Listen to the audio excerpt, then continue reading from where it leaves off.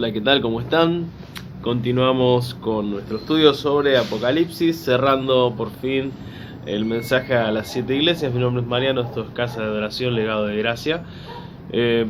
Voy a compartir antes de iniciar algo que nos quedó afuera del video de ayer. No me pareció necesario ponerlo, pero es interesante y tiene algunas recomendaciones que me gustaría que le prestes atención. Dios te bendiga. El libro que quisiera recomendar sobre todo este tema que estamos hablando, el libro se llama Historia oculta de los papas, es de Javier García Blanco y hace un análisis muy profundo, detallando varios sucesos históricos que nos dan a nosotros razones suficientes para sostener lo que está hablando en este estudio. Entre ellos habla de por qué Pedro no fue el primer papa. De hecho, no hay un registro que diga fehacientemente que él estuvo en Roma o que llegó a ocupar un lugar importante como obispo en Roma, más allá de algunas tradiciones que no son muy creíbles. Otra de las historias que cuenta, que no la contamos recién, es la de los antipapas. Hay muchos, pensaba nombrarlos, pero no viene al caso para lo que estamos estudiando. Y si quieren pueden investigarlo, hay muchísima información sobre esto. Recomiendo también una serie de prédicas sobre historia de la iglesia del pastor Chuy Olivares. Son varios videos y es muy bueno como narra todo esto que estamos hablando, desde una perspectiva más que interesante y haciendo una reflexión sobre cada una de las épocas. Una de las historias que me impactaron fue la historia de Juana la Papisa.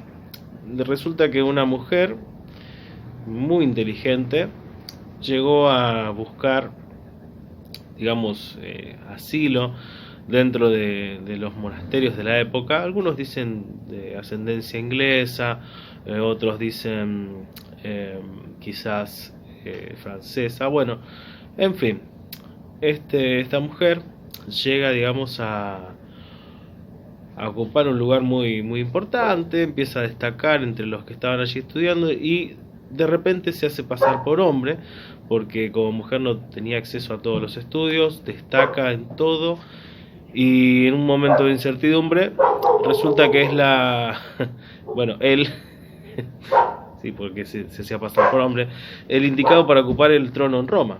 Al ocupar el trono en Roma, igual que todos, frente a una inmoralidad sexual muy fuerte, termina quedando embarazada.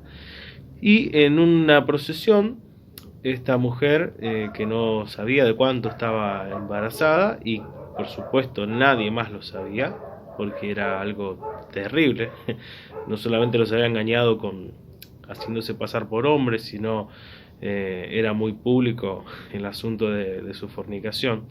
Tiene un accidente, y ya no sé si cae de un caballo, cuenta la historia, o de, digamos, una especie de carro en el que estaba guiando la procesión, y el golpe produce que tenga el hijo de una manera prematura. Muere ella, muere el hijo, y esto se oculta en la historia, pero desde esa época, aproximadamente entre los años 700, 800, comienza a tener lugar dentro de todo lo que es el ritualismo de la elección del Papa, el famoso asiento sin fondo, que es para verificar que quien va a ocupar el trono de Roma sea un hombre.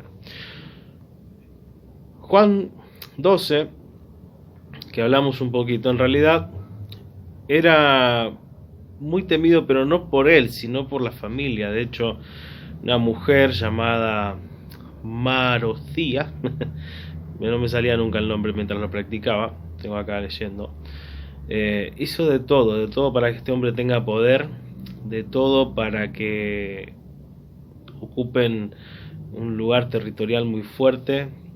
Son historias que están ahí, que no se pueden negar, porque no es que uno lo inventa para decir, no, lo que pasa es que esta iglesia es la madre de las rameras. No, está la historia ahí.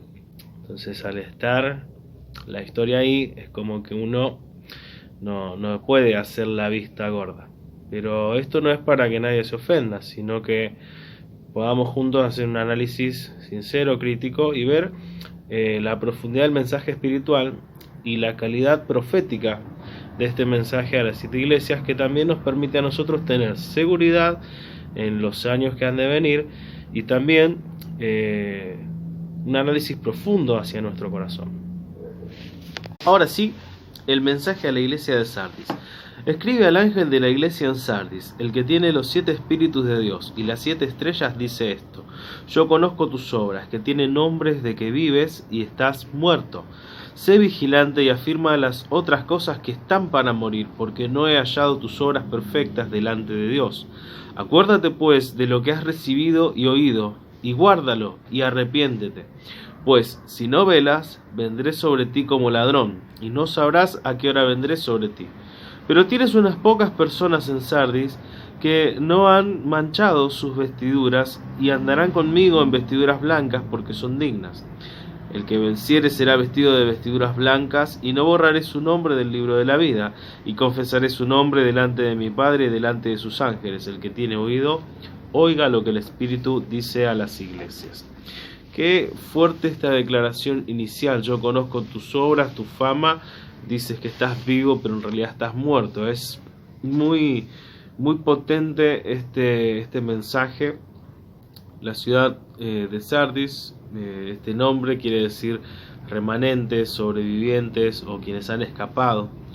Y veamos un poco de su historia para entender a qué se refiere esta escritura.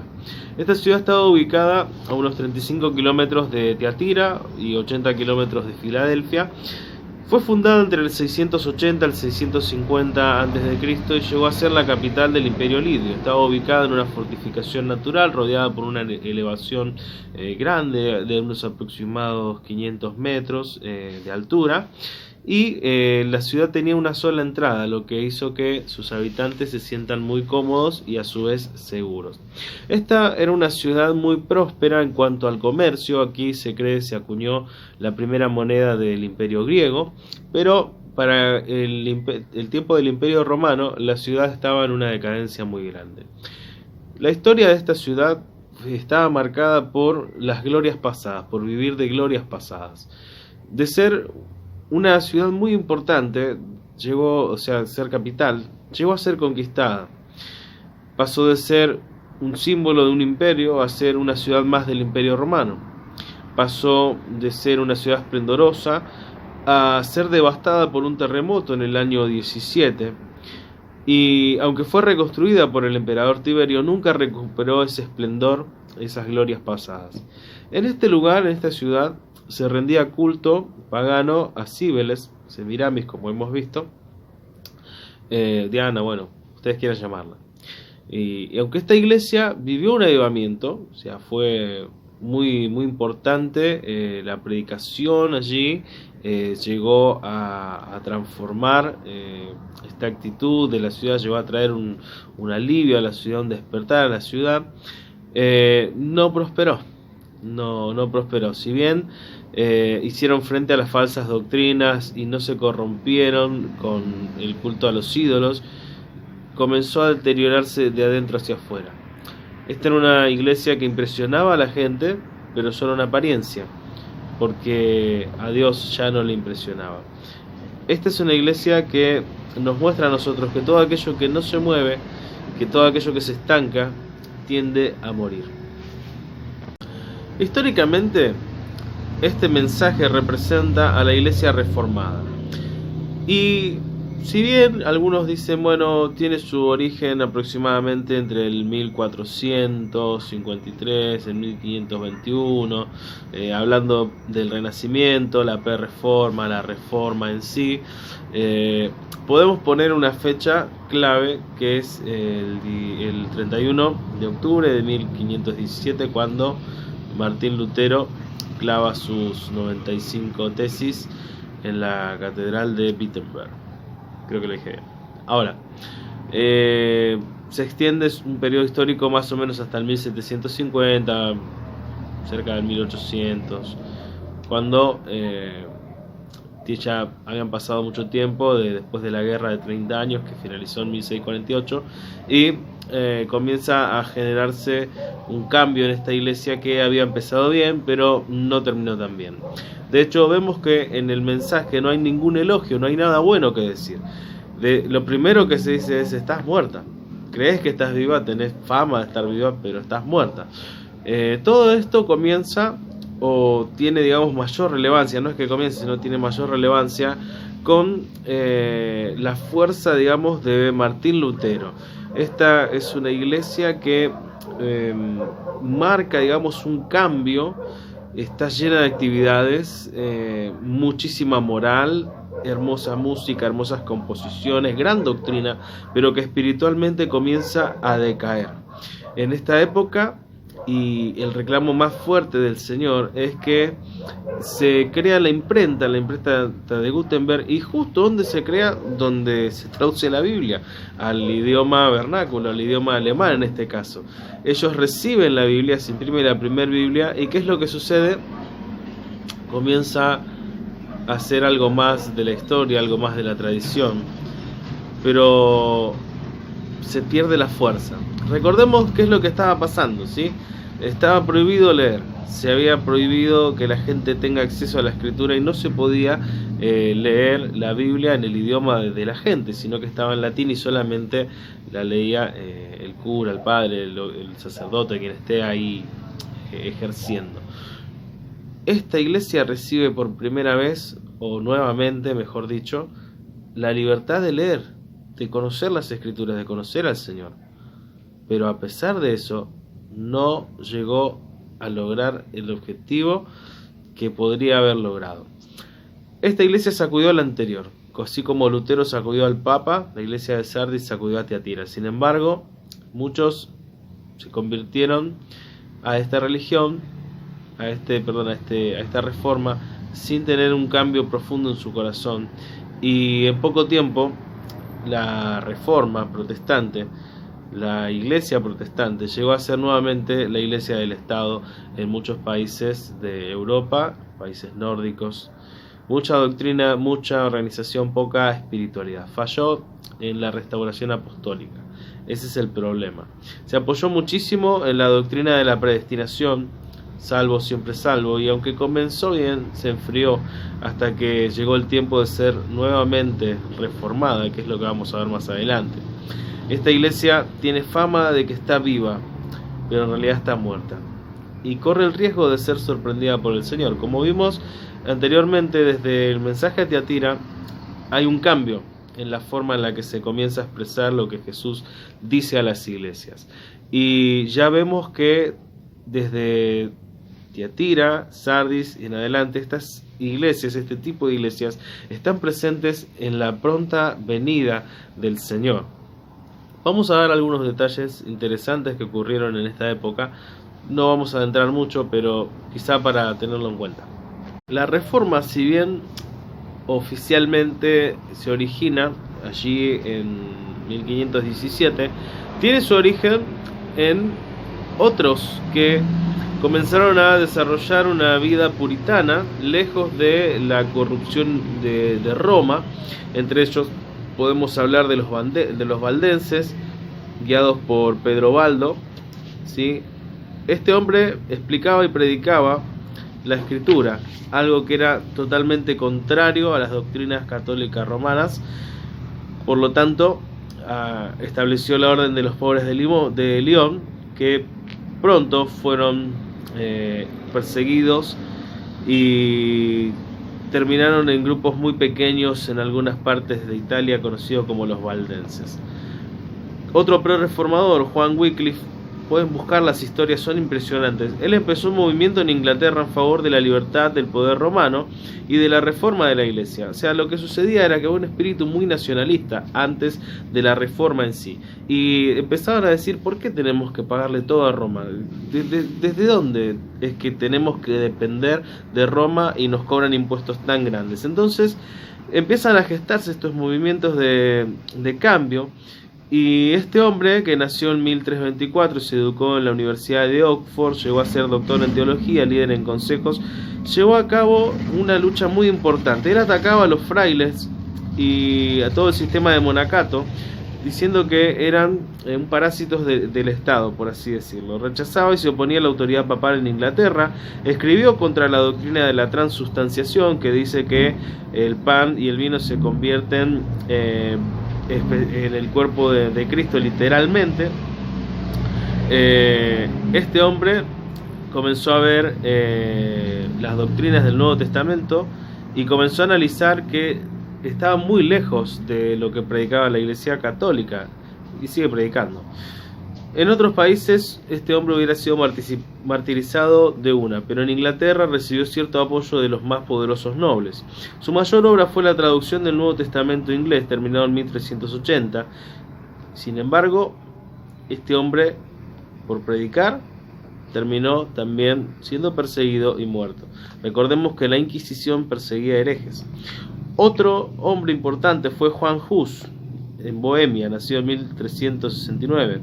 Este hombre fue lector de los escritos de Wycliffe y predicó sus doctrinas. En especial programó la liberación del Papa, la liberación papal.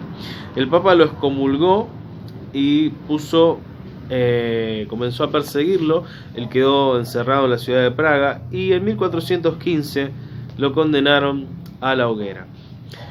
Jerónimo Savonarola, nacido en 1452, fue un monje de la Orden de los Dominicos en Florencia, Italia, y prior del monasterio de San Marcos. Predicaba como uno de los profetas antiguos contra los males sociales, eclesiásticos y políticos de su tiempo. Llenaba la catedral hasta rebosar de multitudes que querían oír un mensaje diferente al que mostraban con su testimonio los líderes, obispos, sacerdotes, cardenales y demás. ¿Qué fue lo que sucedió? Lo excomulgaron, lo apresaron, lo condenaron, lo colgaron y lo quemaron en la plaza de Florencia. Su martirio fue en 1498, solo 19 años antes de que Martín Lutero clavara sus 95 tesis en la catedral de Wittenberg.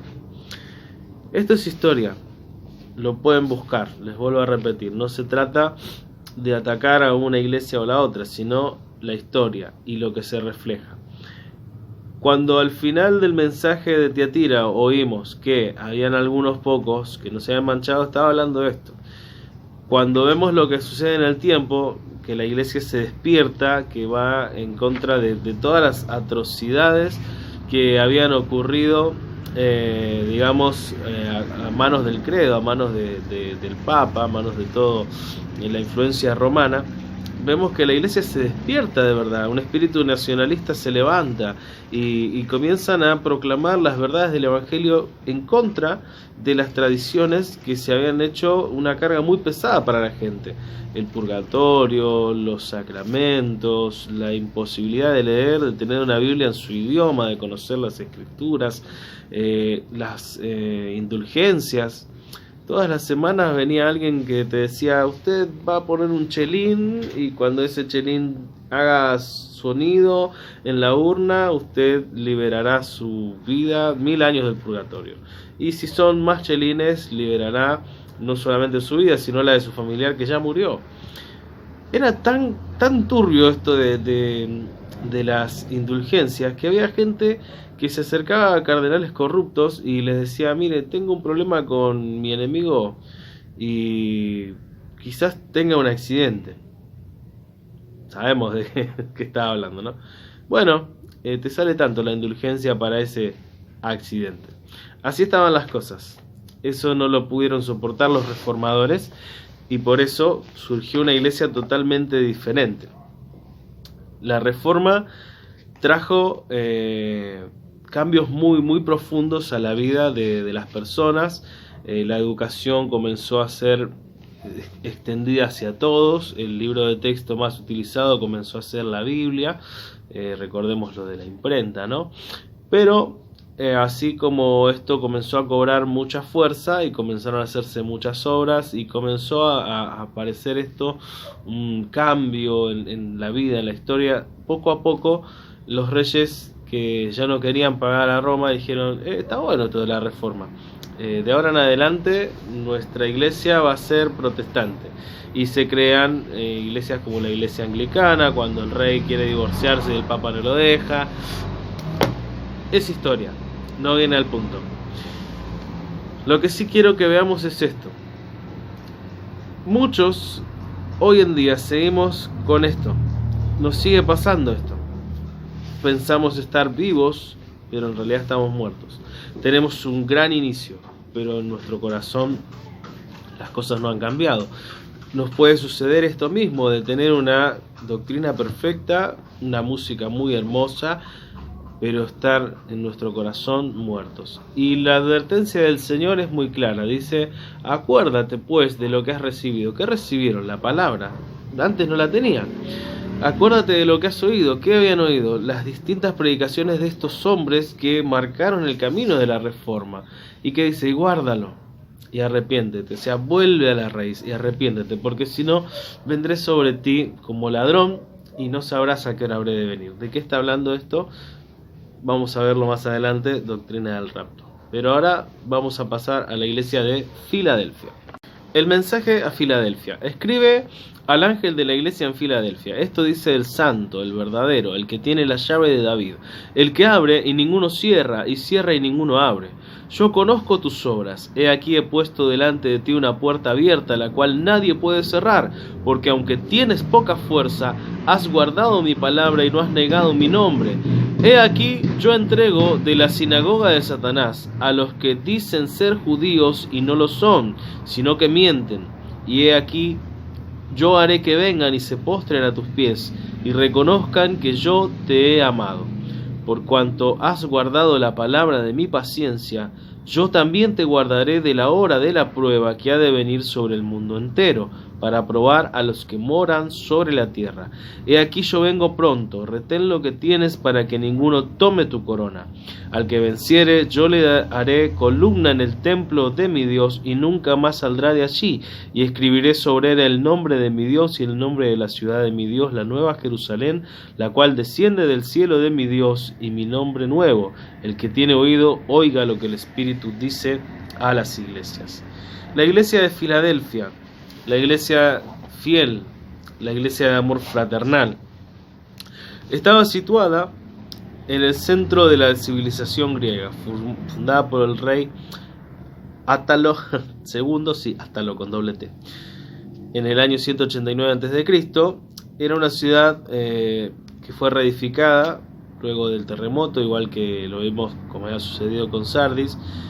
Para el tiempo del Imperio Romano era relativamente joven, pero tenía una calidad muy importante en cuanto a lo que es arquitectura, comercio, y llegó a conocerse como la pequeña Atenas luego de esa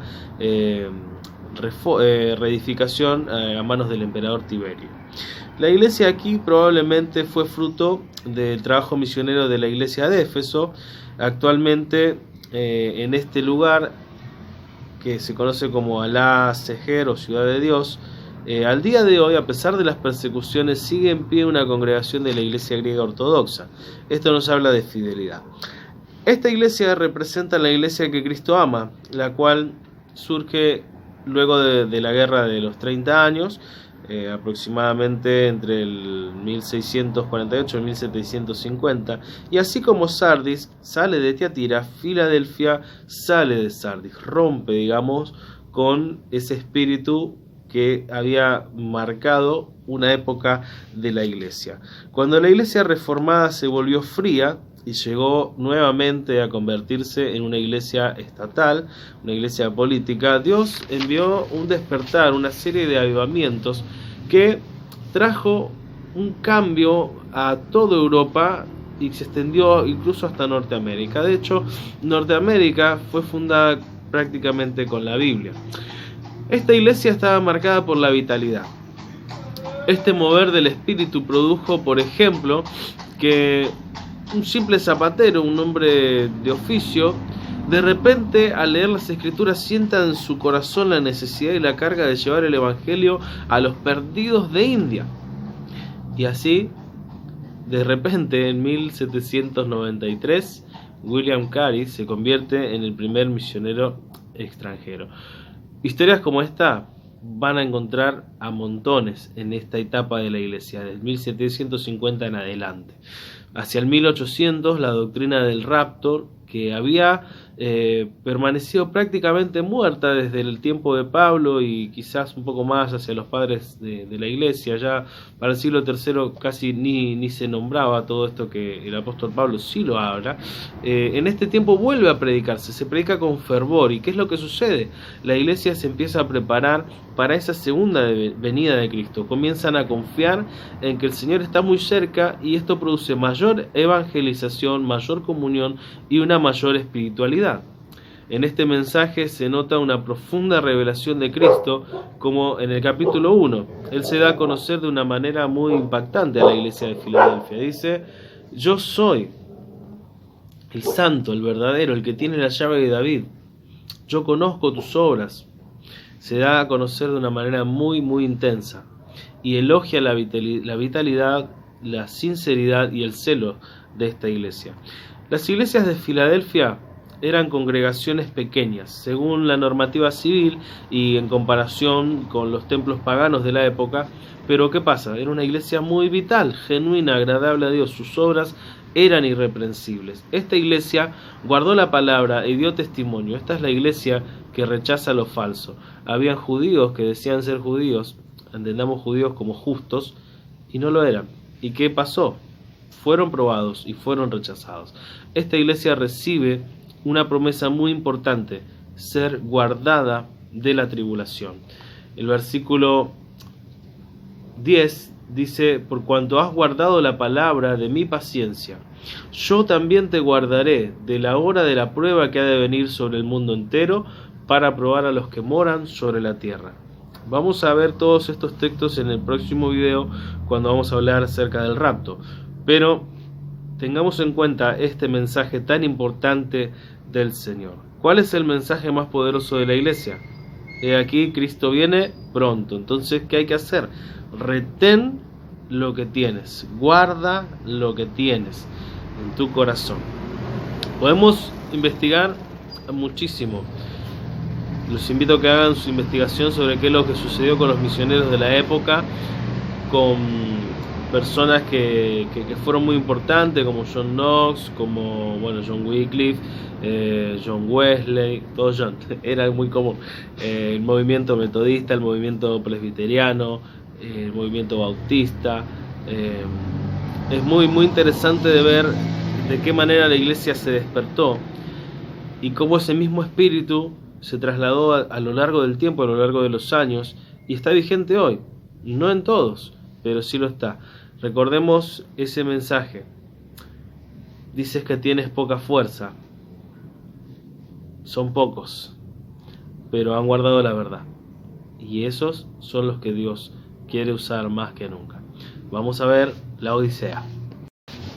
Y escribe al ángel de la iglesia en la Odisea: he aquí el Amén, el testigo fiel y verdadero, el principio de la creación de Dios, dice esto. Está hablando Jesús, hablando de su deidad. Recordemos eso. Yo conozco tus obras, que ni eres frío ni caliente. Ojalá fueses frío o caliente, pero por cuanto eres tibio y no frío ni caliente, te vomitaré de mi boca. Porque tú dices: yo soy rico y me he enriquecido y de ninguna cosa tengo necesidad. Y no sabes que tú eres un desventurado, miserable, pobre, ciego y desnudo. Por tanto, yo te aconsejo que de mí compres oro refinado en fuego, para que seas rico, y vestiduras blancas para vestirte, y que no se descubra la vergüenza de tu desnudez. Y unge tus ojos con colirio, para que veas. Yo reprendo y castigo a todos los que amo. Sé pues celoso y arrepiéntete. Y este es el versículo más fuerte, creo, de este mensaje. He aquí, yo estoy a la puerta y llamo. Si alguno oye mi voz y abre la puerta, entraré a él y cenaré con él y él conmigo. Al que venciere le daré que se siente conmigo en mi trono, así como yo he vencido y me he sentado con mi Padre en su trono. El que tiene oído, oiga lo que el Espíritu dice a las iglesias. La iglesia de la Odisea. Esta iglesia es una iglesia que puede traducirse la ciudad como gente justa o como el derecho de la muchedumbre, Laos, pueblo, dique, derecho, Laodicea, Laodiquea. Es una iglesia ecuménica, apóstata y carnal. Esta ciudad fue fundada por Antíoco II entre el 261 y 246 a.C., nombrada así en honor a su esposa. Establecida como base militar durante el Imperio Romano, llegó a ser la más rica de toda la región de Frigia. Era una tierra muy fértil para la agricultura, por eso, como tenían canales de riego y tierra muy productiva, comenzó a desarrollarse muy fuerte el ganado bovino, comenzó a tratarse entonces a comercializar la lana. Había un proceso que se hacía con la lana que producía telares, tejidos, digámosle, no soy un experto textil, de lana negra, de muy alta calidad, muy fina, lo que era muy demandado, entonces se facturaba muy bien. Esta iglesia, pese a que no sufre de gran persecución o de la influencia de herejías, fue una iglesia tibia, una iglesia indiferente, una iglesia confiada en sus recursos y sus bienes. Sus iglesias eran de una gran calidad, se habían enriquecido tanto que ya no tenían necesidades, por lo tanto comenzaron a desarrollar un tipo de trabajo más social, pero dejando de lado la pureza de la doctrina, de la escritura, de la espiritualidad. Su desventura y miseria eran netamente espirituales, eran ciegos. Unos dicen que esta ciudad llegó a explotar algunos materiales minerales y metales como el oro. Por eso Jesús, cuando le hace el reclamo, le dice: yo te recomiendo que de mí compres oro refinado. O sea, tienes oro, tienes dinero, pero no vale nada, porque es una ambición totalmente terrenal y efímera. Compra oro de mí, busca en mí tu tesoro, le está diciendo. Luego dice también que el Señor le dice: compra de mí vestiduras blancas. ¿Por qué? Tenés una excelente calidad de tela, tenés una excelente calidad de lana negra, pero aunque eso te vista y te genere una ganancia, delante de mi presencia espiritualmente estás desnudo, no tenés con qué cubrirte. Por eso le dice: compren vestiduras, pues aunque tengas, eso no te sirve espiritualmente. Y luego advierte: unge tus ojos con colirio. Esta ciudad, algunos dicen que fue la que inventó, otras dicen que era un producto más de la medicina de aquel lugar, pero en sí el colirio era una innovación presente en esta ciudad. Era un producto muy cotizado, pero siempre hablando materialmente, espiritualmente, esta iglesia estaba ciega. Por eso el Señor le dice: sé pues celoso y arrepiéntete. Es muy fuerte el mensaje cuando le dice: ojalá fuera frío o caliente. Al estar tibio, al no tener una vida espiritual fuerte, al no ser indiferente al pecado, ni tampoco ser un total pecador, al ser tan indiferente, es indescriptible, todo está bien, todo light, te vomitaré de mi boca. Esta iglesia representa a la iglesia apóstata, que se origina a finales del siglo XIX y tiene su auge a partir del 1900. Está presente también hasta la actualidad. De hecho, el Señor le dice: arrepiéntete, sé pues celoso y arrepiéntete. Y nos habla también de que por no ser frío ni caliente será expulsado. Tiene un total rechazo de Jesús. Tiatira, Sardis, Filadelfia y Laodicea son iglesias presentes hoy. Éfeso, Esmirna y Pérgamo cumplieron su ciclo histórico, pero estas últimas 4 iglesias muestran el carácter actual que nosotros podemos encontrar en el mensaje de Jesús para nuestros días. Esta iglesia no recibe ningún elogio de Cristo. Se ve totalmente decadente, es una iglesia deplorable, como muchas congregaciones de hoy. Y es doloroso decirlo, pero hay que decirlo, porque está ahí en la Escritura y es la verdad. Todo es tibio. Mucha organización, muchos métodos, muchos programas, muchas actividades, pero nada es poder. Ya no es como Filadelfia, ya no está ese amor, ese fuego, ya no está ese entusiasmo, ya no está ese ir a buscar a los perdidos y llevar el mensaje de salvación, sino que la iglesia pasó de estar entrenada para ganar a estar entretenida para la ganancia deshonesta. Esta iglesia, que se cree rica, posee mucha abundancia material. Es una iglesia que tiene edificios que valen millones de dólares, Es una iglesia que tiene una gran membresía, grandes equipos de sonido y grandes equipos de recaudación de fondos, cobrando honorarios para todo tipo de evento.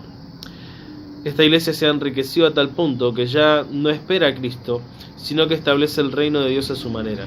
Es triste y a mí me impacta escuchar predicadores que en otro tiempo admiré, me llamaron la atención, hablar hoy de que ya Cristo no va a venir, que no hace falta, que la iglesia debe establecer el reino.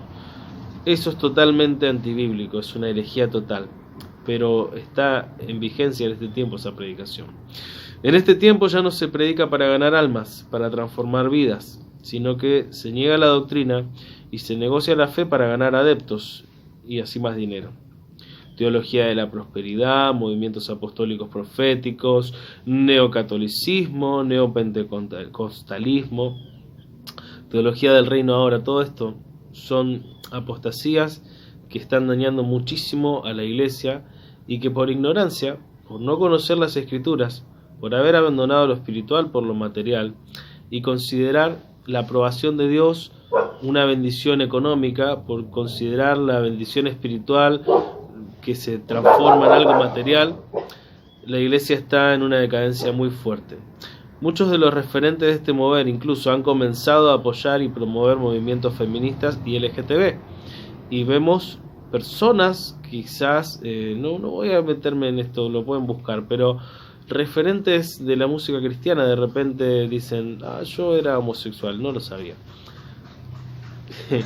Ya no creo en Dios, me parece algo distinto. Estoy buscando un nuevo credo. Pueden buscar estas cosas, se van a impactar, pero es lo que anuncia la Escritura. Y lo que a mí me eriza la piel, me pone los pelos de punta, es la vigencia que tiene esta profecía, que recordemos Juan la está dando entre el año 90 y el año 100, y hoy en el 2020 lo vemos cumplirse tal cual. El verso más impactante, digo de nuevo, es para mí el verso 20, porque esta iglesia es la iglesia que dejó a Jesús afuera. No solo estamos hablando de la apostasía, sino todas esas sectas que no han reconocido y no reconocen a Jesús como Dios ni como el Hijo de Dios, sino que han hecho una teología donde Jesús es uno más, una creación más, un ángel más, una total ignorancia de las Escrituras. Pero es impactante porque le dice, yo estoy a la puerta y llamo, y esto nos tiene que llamar a nosotros también. A pesar de todo, a pesar de esa situación tan horrible, el Señor sigue llamando, y si alguno se atreve a escuchar, si alguno puede oír esto y se da cuenta de su condición y abre la puerta de su vida, abre su corazón, dice, yo entraré a Él y cenaré con Él y Él conmigo. Dios nos invita nuevamente al arrepentimiento, Dios nos invita a la reconciliación, Dios nos invita a nacer de nuevo. ¿Por qué? Porque Él viene pronto. Y ese es el mensaje que vamos a desarrollar en los capítulos 4, 5 y 6. El arrebatamiento de la iglesia, el rapto de la iglesia y el comienzo de la tribulación y la gran tribulación. Dios te bendiga.